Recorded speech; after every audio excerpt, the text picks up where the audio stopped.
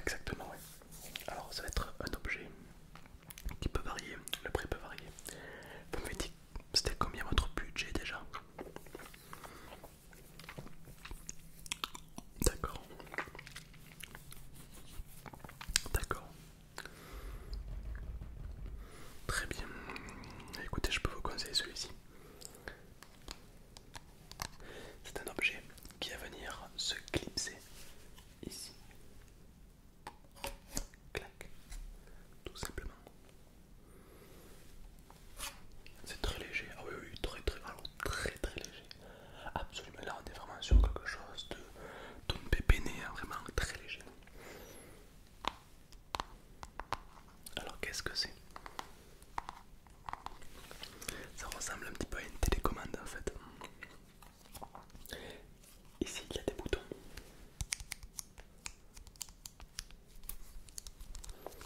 Et sur ces boutons, on va y retrouver plusieurs modes. Pour l'or, pour les pièces, pour trouver de l'argenterie, pour trouver des bijoux, pour trouver, je ne sais pas, un peu de tout. Tout ce qui peut être un petit peu intéressant. Et il y a la bonne fréquence du sol, enfin c'est vraiment quelque chose de très très poussé. Oui. Mais vous m'avez l'air d'un fin connaisseur, n'est-ce pas? Bon, ça se voit, ouais. Quand je vous ai vu rentrer, je me suis dit vous y connaissez, ouais. Ouais. Ça fait longtemps que vous faites de détecteur de métaux. Non, d'accord. De la pêche à l'aimant. Ah, intéressant. La pêche, la pêche à l'aimant, c'est vraiment quelque chose incroyable, une pépite si je puis dire. Ah oui, oui il y a un fil avec un sorte d'aimant et puis vous le jetez dans un puits, dans un lac. Et puis quand vous remontez, vous remontez des trésors peut-être enfouis depuis des années. Ouais. C'est impeccable. Et puis en même temps, oui, ça dépollue, hein, c'est super. La pêche à l'aimant est ouais, c'est sympa. Ouais, ouais. On vend aussi des aimants, puis vous avez tout ce qu'il faut. Alors généralement il y a trois grosses catégories de chercheurs. On a ceux avec la détection, donc les détecteurs. On a les orpailleurs, ceux qui sont dans les rivières à chercher de l'or. Et on a les pêches à l'aimant. Il y a trois familles qui se ressemblent un petit peu et les trois ont leur charme. Pour ma part, on est plus basé sur la détection. Là vraiment on a une qualité absolument incroyable. Après, à voir ce que vous recherchez le plus. Ok. Alors là, vous avez pris une belle bête. Et là, si vous prenez la télécommande qui va avec, je peux vous garantir que vous allez trouver des choses incroyables. Ah oui, comment ça fonctionne? Ah ben c'est pas compliqué. Vous appelez un mec qui sait détecter, il va venir pour vous détecter. Non, je plaisante. Non, en fait, c'est une télécommande à inertie composée avec double carburant, combustion incarnée avec pourquoi pas un peu de silicone carné qui va venir assembler et à finir. Et pour asseoir cette conversation, je pourrais dire que s'il s'agit du meilleur matériel que je pourrais vous recommander. J'ai fait de la politique un peu. C'est pour ça que des fois tu comprends pas tout, c'est normal, ouais. Ok, très bien. Donc, la télécommande. Oh, c'est pas compliqué, hein. 6 boutons. Donc après, c'est pas compliqué. 6 boutons. 2, 3, 4, 5, 6. 2, 3, 4, 5. Ici, c'est un petit peu l'antenne. Et là, vous avez deux petits chargeurs. Un pour brancher, pour le recharger. Et un pour brancher les écouteurs. Voilà. Parce que ce détecteur fait aussi MP3. Non, je plaisante. Non, c'est juste que quand vous détectez, ça fait des pips, pip, pip.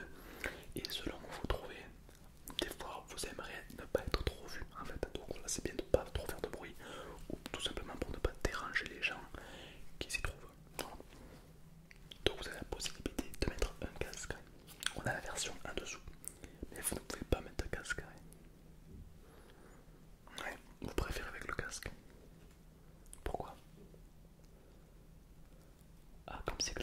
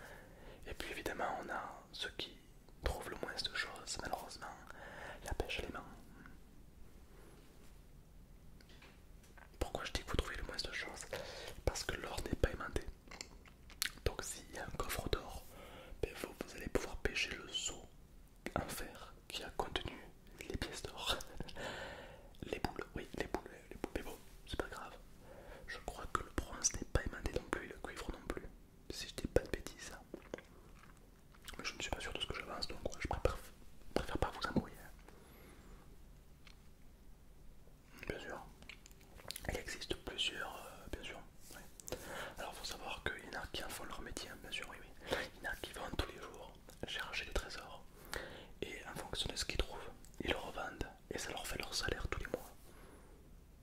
Ouais, ils le revendent à des experts, à des privés, des particuliers ou à des musées, tout simplement. Et les gens sont déjà ravis de retrouver des vestiges du passé.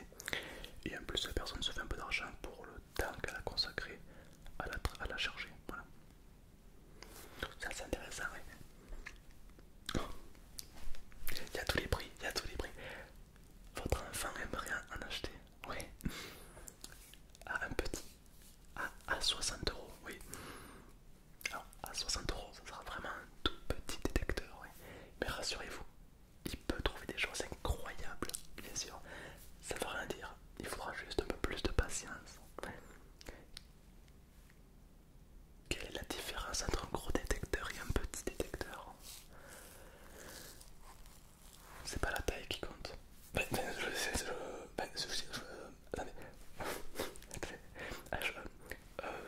Je- Ce que je veux dire, c'est que un petit détecteur ne va pas vous dire quel liège il s'agit. Ça va piper. Donc ça peut piper pour un clou, tout comme ça peut piper pour de l'or. Mais le truc c'est que vous n'allez pas savoir. Donc vous allez souvent creuser pour rien. Mais rien ne vous dit que peut-être un clou peut cacher des choses plus incroyables.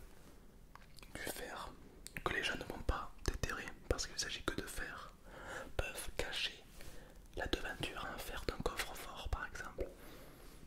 Et oui, c'est possible. C'est possible, c'est possible. Quoi d'autre?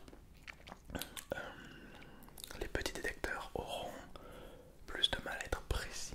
Mais bon, avec un peu de patience, vous allez pouvoir bien déterminer où le trésor est enfoui, quoi. Donc, même un petit détecteur, vous pouvez faire des choses incroyables avec. Il faut juste un peu plus de patience, quoi, parce que c'est vrai que vous n'avez pas le luxe de vous dire ah, tiens, il s'agit d'un clou ou tiens, il s'agit d'une pépite d'or. Du coup, dans le doute, vous allez creuser. Mais cet objet pour moi est magique parce que il va vous offrir un truc que les autres détecteurs ne pourront pas vous offrir. De l'espoir à chaque fois que vous allez creuser. Il va sonner. Et à chaque fois que vous allez creuser, vous avez toujours l'espoir de trouver une épée, une bague, un truc incroyable. Bon, souvent c'est un clou, hein, mais vous avez toujours cet espoir, ouais. Et ça n'a pas de prix, parce que souvent il y en a qui payent pour rechercher cette sensation. Là vous l'avez. Alors qu'avec un gros détecteur comme vous venez de prendre, il n'y a pas trop de suspense, quoi. Vous passez dessus et vous voyez directement s'il s'agit d'un clou, d'une brosse à dents ou autre. Voilà, c'est moins suspensieux, ouais. Ouais, d'accord. Vous pensez trouver des trucs intéressants? Comme quoi? Des bijoux, hein? Des choses du passé, ouais. Bah écoutez, il n'y a pas très longtemps, hop là, ça craque. Il n'y a pas très longtemps, notre équipe a trouvé une pièce de monnaie datant d'il y a plus de 600 ans. Vous vous rendez compte, 600 ans. Et la pièce est en parfait état. Bon, elle vaut cher du coup, mais ils veulent pas la vendre, ils veulent la garder. Parce que vraiment, c'est incroyable de trouver quelque chose de le passé comme ça. Oui, tous les terrains sont privés. Ça veut dire que l'objet que vous trouvez appartient au propriétaire du terrain. Seulement, le terrain n'était pas à lui il y a 600 ans, donc il est dans le cul. Non, je plaisante. Non, c'est important d'écouter les lois et les règles, parce qu'il y a des règles. Ah oui, vous ne pouvez pas creuser où vous voulez. Ah ben non. Il y a des règles précises, bien sûr. Si vous commencez à creuser dans une base militaire et que vous déterrez un obus, ça peut faire des chocs à pic. Ça boum. Non, l'idée c'est pas trop de faire ça. Non, il y a des règles. Je vous invite à lire les règles quand même, on sait jamais. Bien sûr. J'espère que j'ai pu vous orienter du mieux que je peux. Ouais, parfait. Écoutez, si vous avez des questions, n'hésitez pas à m'appeler, je suis là pour ça et je répondrai à toutes vos questions, toutes vos demandes.